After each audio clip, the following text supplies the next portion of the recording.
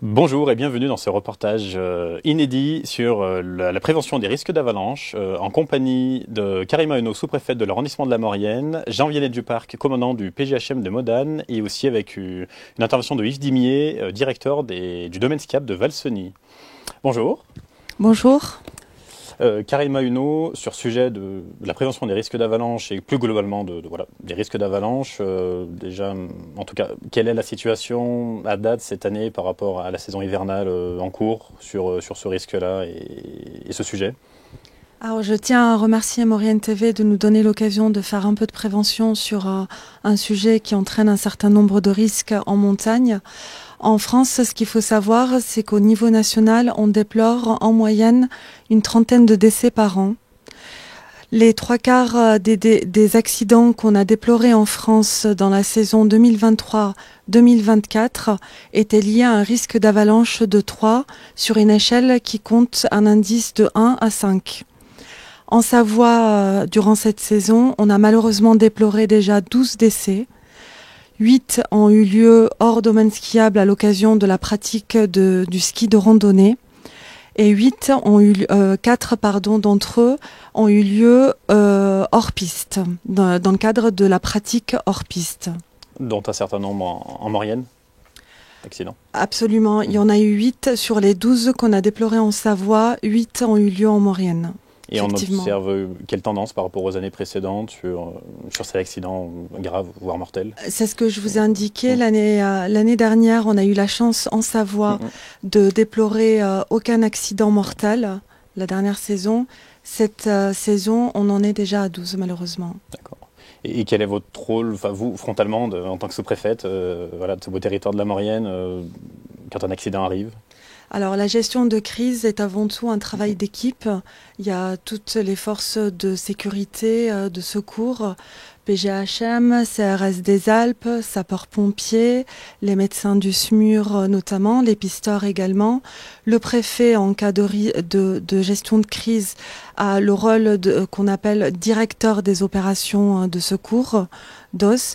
Et le sous-préfet d'arrondissement, selon les cas, peut être amené à se déplacer à un poste plus avancé, au plus proche du terrain, pour que le préfet, en tant que directeur des opérations de secours, il supervise, coordonne, puisse avoir des informations et des remontées d'informations au plus proche du terrain, et sans oublier également le rôle des élus locaux qui est également fondamental. Donc c'est vraiment un travail d'équipe pluridisciplinaire. On est vraiment sur un travail régalien de la part de l'État et de ses différents composantes et services sur ce type de sujet. Absolument. Et en termes d'action de sensibilisation, c'est un sujet qui, je pense, doit être partagé par beaucoup de personnes. Mais en tout cas, quelle est votre vision pour... de toute façon, une fois que l'accident a eu lieu, malheureusement, c'est trop tard. Mais en termes d'action de prévention, de sensibilisation, comment vous vous positionnez État et composantes? Alors, il y a effectivement des actions de prévention, elles sont fondamentales. Il y a un certain nombre de communiqués qui est régulièrement fait. Ce qu'on fait là actuellement également constitue une action de prévention. À partir de cette année, parce qu'on a déploré également beaucoup d'accidents qui ont touché malheureusement des non-francophones. Donc les communiqués sont faits en anglais et en français à partir de 2025. Simplement des conseils habituels. Il faut bien se préparer avant d'aller en montagne.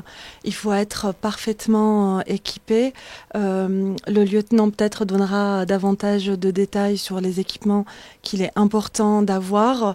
Il faut faire preuve de prudence, éviter d'aller seul, être accompagné par un professionnel quand c'est possible, et systématiquement faire preuve de vigilance à tout instant, et savoir aussi parfois renoncer.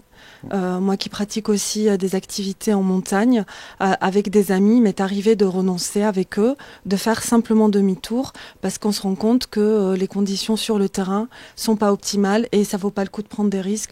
Dans ce cas-là, on fait demi-tour, on fait autre chose et on revient plus tard quand les conditions sont meilleures. Parfois, c'est la voie de la sagesse qui prime. Absolument. Et en montagne, il faut faire preuve d'humilité. C'est un très bel endroit, mais il est exigeant aussi. Donc, il faut parfois des conditions physiques, il faut une technicité qu'on n'a pas tous, et c'est pas grave. Donc, c'est pour ça qu'il faut s'adapter aussi et adapter ses sorties et ses choix d'activité à son niveau, et à tout le moins être accompagné par un professionnel. Ça me paraît fondamental. Et sur vos moyens de communication de ces messages de prévention, vous passez par des campagnes spécifiques, des médias Ça peut être les médias, comme Oriane TV, le site internet également de la préfecture. Il ne faut pas hésiter, il y a énormément de communiqués, d'informations, et puis aussi contacter les professionnels sur le terrain. CRS des Alpes, il y a le PGHM, les professionnels du ski, le personnel en station. Voilà, faut vraiment pas hésiter à poser des questions. Des pisteurs peuvent aussi répondre aux interrogations et ne pas hésiter à leur faire part de doutes et solliciter des conseils. Ce sont des professionnels qui peuvent effectivement aider à calibrer une sortie. Et au niveau juridique, vous avez un gros bagage juridique par rapport à votre carrière professionnelle, mais en tout cas, qu'est-ce que ça implique finalement en cas d'accident grave pour les pratiquants, la personne qui a déclenché ou les personnes qui peuvent se trouver aussi ensevelies ou emportées dans la chaîne un peu juridique? Le déclenchement d'une avalanche, en tout cas quand il n'est pas spontané et donc provoqué, y compris évidemment accidentellement, peut engager sa responsabilité pénale et également civile. Donc civile, c'est-à-dire qu'on peut être emmené à dédommager les victimes et à prendre en charge les dommages ou préjudices qui ont été causés. Et c'est un risque, donc risque juridique et pénal également à ne pas négliger, parce qu'on peut être poursuivi et le cas échéant condamné pour mise en danger d'autrui, de la vie d'autrui. On peut être également condamné pour blessure involontaire lorsque par exemple l'incapacité total de travail est supérieur à 3 mois, donc on a des blessures assez importantes. Les peines peuvent aller de 2 ans maximum à 3 ans, avec des amendes pénales également, de 30 000 à 45 000 euros de mémoire. Et il y a également l'homicide involontaire, lorsque l'avalanche qui a été déclenchée a entraîné un décès. Est-ce qu'il faut savoir que quand on est poursuivi et le cas échéant condamné pour mise en danger de la vie d'autrui, ça arrive, y compris quand il n'y a aucun blessé. C'est simplement qu'en provoquant une avalanche à certaines conditions, on a mis en danger la vie de tierces personnes ou du groupe auquel on appartient. Et pour déterminer ces niveaux de responsabilité, il y a une enquête qui est menée après chaque événement. Absolument. Une enquête par les autorités judiciaires et les forces de l'ordre. Quand on fait ces pratiques-là et effectivement on déclenche une avalanche, on met sa propre vie en danger, on met également potentiellement la vie de ceux qui nous accompagnent, ses proches, ses amis, sa famille également en danger, des tiers qui peuvent être en contrebas par exemple. On déclenche une avalanche et du coup elle vient les percuter avec des conséquences plus ou moins graves. Et il y a également la vie de toutes les personnes qui viennent porter secours qui peuvent être également exposées. Donc c'est vraiment pas anodin et il faut y être très très vigilant. Jean-Viennet Duparc, vous êtes lieutenant de gendarmerie et commandant du PGHM de Modane depuis quelques mois. Vous êtes en première ligne pour faire le sauvetage des personnes prises dans une avalanche. Quelle est l'intervention type, si c'est le mot en tout cas, quand on vous signale un événement ? Alors l'intervention type dans le cadre d'une avalanche, nous on va être organisé au niveau de la base secours à Modane, donc on a un fonctionnement qui est très bien organisé, on a une réception de l'alerte qui va arriver dans nos locaux, donc on a une organisation au sein de ces locaux avec un personnel qui va être désigné pour recevoir l'alerte. Pour ça il va être mis en communication soit directement avec une personne qui serait témoin de l'accident qu'on appellera le requérant. Et donc ce requérant, ça peut être soit le service des pistes d'une station, soit si ça se situe en domaine montagne, un témoin qu'il l'ait vu de loin ou qu'il appartienne au groupe qui a été victime de l'avalanche. Donc nous, notre travail, ça va être 2 choses. La première chose, ça va être de s'assurer d'avoir un moyen de communication avec cette personne, donc d'avoir la possibilité de rappeler pour pouvoir avoir des éléments et être sûr que si jamais l'appel vient à être coupé, eh ben on puisse le rappeler. Sachant que cette communication, elle peut se faire par radio s'il y a des professionnels, la plupart des professionnels, enfin tous les professionnels sont équipés de radio, mais sinon la plupart du temps c'est effectivement par téléphone. Une fois qu'on a cette capacité de communication permanente avec le requérant, eh bien, on va localiser l'incident. Pour cela, en gendarmerie, on a développé des outils. Auparavant, ça se faisait et ça se fait toujours. C'est le cœur de notre métier par une connaissance fine du massif, c'est-à-dire que les gens vont nous décrire là où ils sont et par notre pratique on est payé pour ça. C'est le cœur de notre métier d'aller s'entraîner en montagne, de connaître les conditions de la montagne et surtout de connaître notre territoire pour pouvoir quand on va nous décrire un endroit, savoir exactement où ça se situe, essayer de connaître les risques, parce que en fait les avalanches se situent quand même globalement souvent dans les mêmes endroits. C'est les pentes qui sont à plus de 30 degrés et on connaît les endroits qui peuvent être susceptibles de créer ce genre de conditions par l'expérience. Et donc on va avoir des outils comme ceux-là qui sont, disons, historiques, c'est la connaissance du massif. Et ensuite on a développé en recherche et développement des outils qui sont, disons, plus technologiques, plus en phase avec notre temps, qui sont complémentaires, l'un est indissociable de l'autre, qu'on peut appeler, il y en a un qui s'appelle Jean-de-Loc, qui a été développé par un membre du PGHM qui est basé à Grenoble. Et c'est un outil qui va nous permettre de géolocaliser l'accident. Pour cela, on a une cartographie qui se projette sur un écran et on va pouvoir envoyer un SMS au requérant. Ce requérant va cliquer sur ce SMS et ça nous donnera sa localisation exacte. On peut avoir des choses assez poussées. On peut lui demander de nous envoyer avec ce même lien. Ça va lui permettre de nous envoyer une photo de l'accident pour qu'on puisse prendre l'ampleur de l'avalanche. Mais ça fonctionne en avalanche, mais dans tout type d'intervention. Et donc voilà, donc ces deux choses-là, c'est établir cette communication, ensuite avoir une idée exacte de l'endroit où s'est passé l'accident, et ensuite ça va être le bilan. Le bilan, c'est-à-dire sur le nombre de personnes qui sont ensevelies, si ces personnes ont pu être sorties par leurs amis, par les personnes avec qui elles sont sorties en montagne ou sur un domaine hors piste. Ça va être de nous donner un premier bilan de l'état de santé de ces victimes-là. La chance que nous avons en Savoie et en particulier en Maurienne, c'est que le secours d'État est particulièrement bien organisé au niveau de la base secours de Modane en particulier, parce que nous avons donc les secouristes du PGHM, nous sommes formés pour faire un bilan secouriste, mais l'énorme plus-value que nous avons, c'est que nous avons des médecins du centre hospitalier de Saint-Jean-de-Maurienne qui sont basés à la base avec nous, qui sont positionnés avec nous à Modane, et en fait ils vont pouvoir décider et prioriser les moyens, choisir si l'intervention peut être prise par les pisteurs, si on doit venir, nous, PGHM, si on doit faire venir des moyens depuis Courchevel, puisque nous avons une complémentarité des bases entre Modane et Courchevel, ou voire même faire venir des moyens extra-départementaux qui peuvent venir des Hautes-Alpes ou de l'Isère. Donc c'est une véritable coopération territoriale entre différents services, vous, PGHM, ça peut être le centre hospitalier, les pisteurs. Absolument, oui. Une vraie chaîne de valeur complète. Exactement, et on l'observe d'ailleurs sur la plupart des interventions qui ont eu lieu cette année et qui, comme tous les ans, il y a une vraie complémentarité des moyens. Sur une avalanche, en général, on va faire appel à la plupart de nos partenaires, qui peuvent être donc les CRS, les pisteurs, parce que le cas particulier d'une avalanche nécessite beaucoup de moyens, en particulier humains. Nous avons des outils techniques qui nous permettent de détecter les victimes en avalanche, donc celui que je viens de citer, le DVA, le détecteur de victimes en avalanche, qui nous permet donc, c'est l'outil le plus performant qui existe à ce jour pour retrouver quelqu'un le plus rapidement possible. Ensuite, on va avoir d'autres outils comme le Life Seeker. Ça, c'est un outil qui nous permet, dans une zone qui n'est pas couverte par le réseau téléphonique, de venir avec une espèce d'antenne.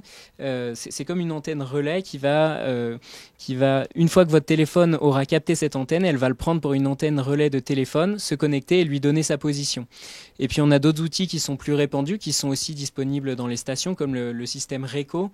Ce sont des pastilles qui sont dans la plupart des matériels aujourd'hui, quand vous achetez des chaussures de ski ou quasiment tous les matériels en sont équipés aujourd'hui, où un peu sur le même principe que le DVA, on va avoir un outil de détection qui va nous permettre de vous retrouver, de retrouver les personnes qui pourraient être ensevelies. Disons que la base de Modane, nous, on essaye actuellement de développer une cellule où on veut devenir expert dans l'application de ces nouvelles technologies, parce qu'il y a la partie innovation et la partie maîtrise et exploitation de ces nouvelles technologies. Au sein du PGHM, disons que la recherche et développement se fait à 2 endroits distincts. Il y a Grenoble et Chamonix-Mont-Blanc. À Grenoble, on a donc 2 personnels permanents qui sont dédiés à cette mission, dont actuellement, je vous parlais de l'outil Gendarloc, qui est un outil gendarmerie, mais qui est mis à la disposition des CRS également, qui font du secours en montagne. Et donc cet outil-là, il a été mis en place depuis un certain temps, mais il est encore perfectionné aujourd'hui, où on rajoute de plus en plus de fonctionnalités dans cet outil. Et à Chamonix, ils font également de la recherche et développement. Actuellement, ils sont en train de développer un système qui s'appelle Aigle. En utilisant l'intelligence artificielle, ça va permettre, lorsqu'on fait de la recherche de personnes disparues en montagne, on est actuellement en train de faire travailler, c'est à Chamonix qui font ce travail-là, mais on leur fournit des images. En fait, ils sont en train d'entraîner une intelligence artificielle pour à la fin, une fois que cet outil sera performant, on aura une caméra qui sera sous l'hélicoptère et qui ira filmer des zones. On saura potentiellement, une personne peut être accidentée, consciente ou pas, ou à moitié consciente, bloquée en tout cas. On n'arrive pas à avoir de communication avec elle, mais on a une localisation un peu imprécise. Eh bien, on pourra venir avec cette caméra équipée de l'intelligence artificielle qui nous permettra d'être un outil encore complémentaire de ce dont on dispose déjà maintenant, pour être encore plus performant dans la recherche de personnes disparues. Et dans cette continuité de nos moyens technologiques, comment le changement climatique en fait intervient ou en tout cas, modifie les paramètres d'avalanche, ou par rapport à la durée des saisons ou au niveau d'enneigement? Comment vous voyez ça, vous, depuis le terrain? Il y a une réalité qui est observée, que ce soit dans notre pratique de la montagne ou dans le secours également, où le réchauffement climatique le dérèglement climatique a une vraie influence sur les domaines de la montagne. On le voit notamment dans les domaines glaciaires, où les glaciers, c'est quelque chose vraiment de flagrant, qui leur surface et leur épaisseur diminue de manière flagrante. L'influence sur les avalanches aujourd'hui, mis à part dire qu'il y a moins de neige qu'avant, c'est assez particulier. Si on prend l'exemple de l'année dernière, on a eu la chance en Savoie de ne déplorer aucune victime décédée en avalanche. C'est parce qu'on avait un manteau qui était particulièrement stable.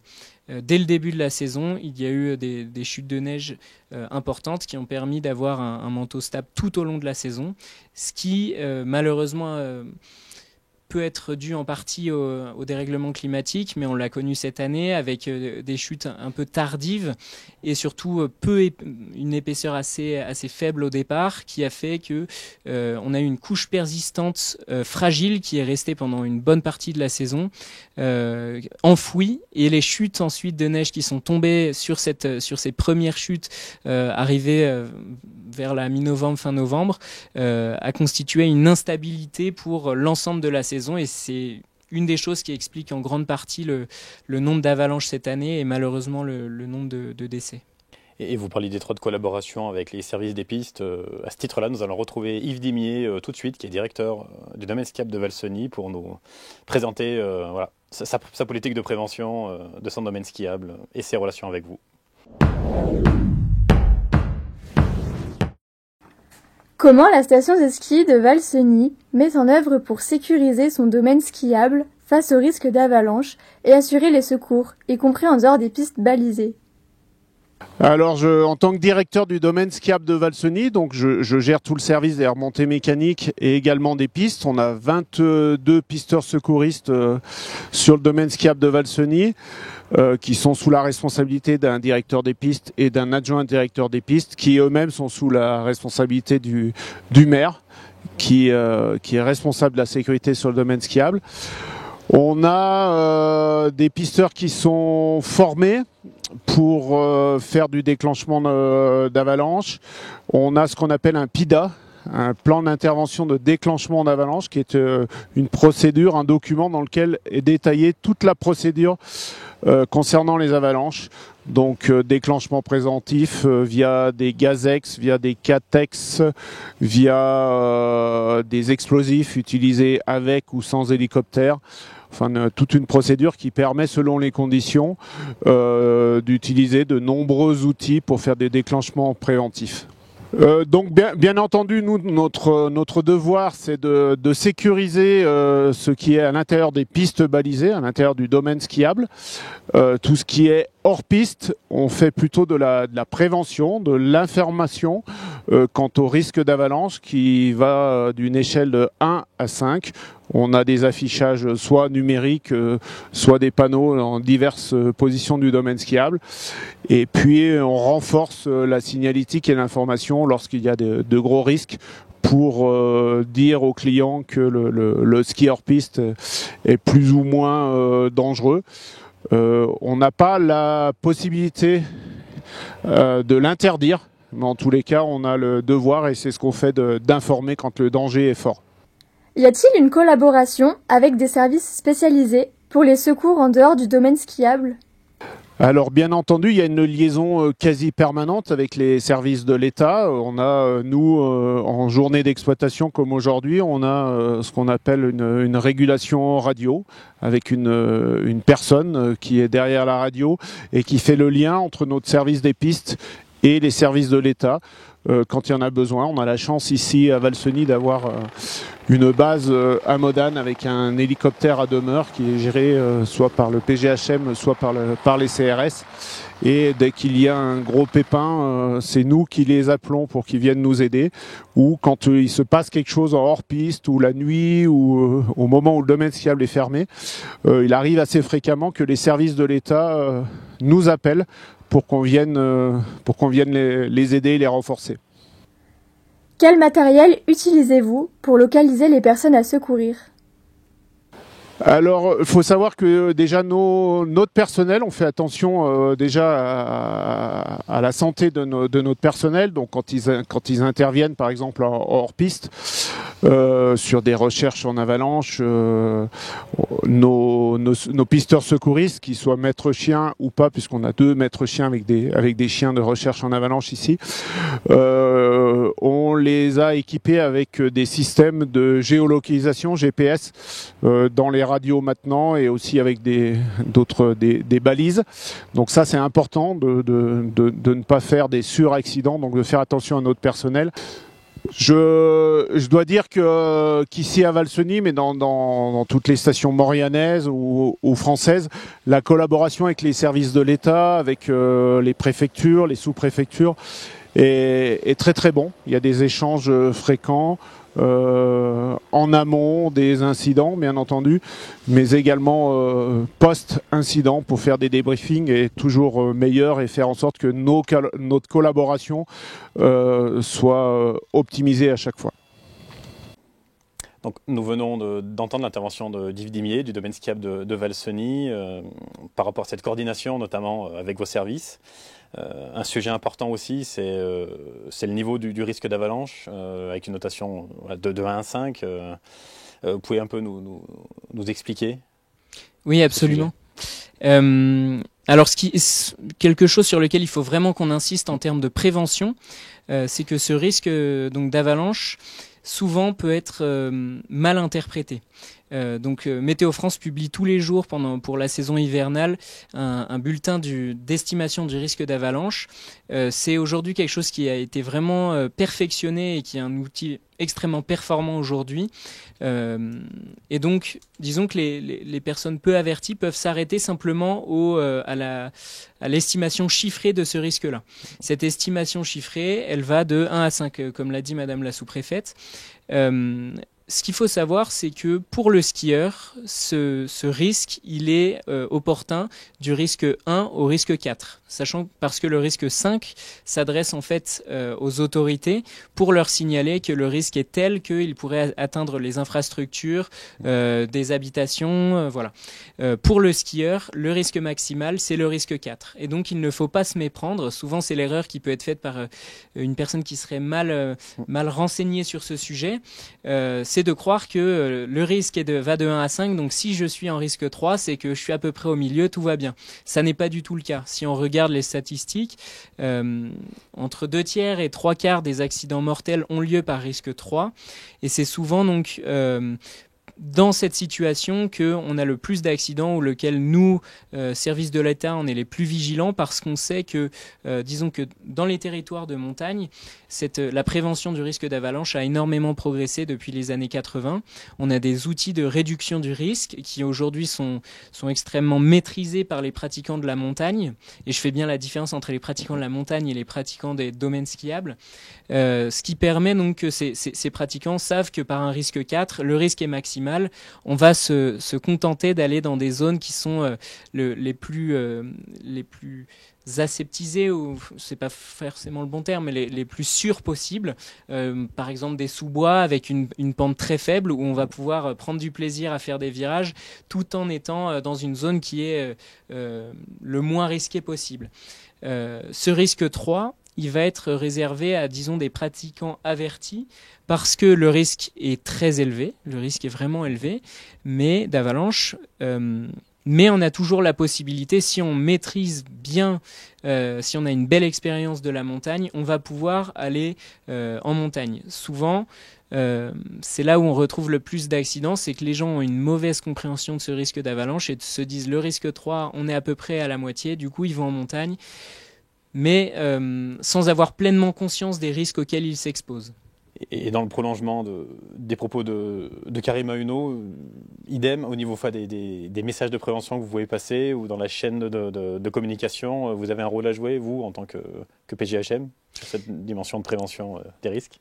Absolument, oui. Nous travaillons avec les services de la sous-préfecture et de la préfecture pour essayer de prévenir ce risque, de sensibiliser le maximum de personnes sur ce risque d'avalanche. Je vous l'ai dit, dans le domaine de la montagne, aujourd'hui, les gens sont plutôt très bien sensibilisés à ce risque d'avalanche.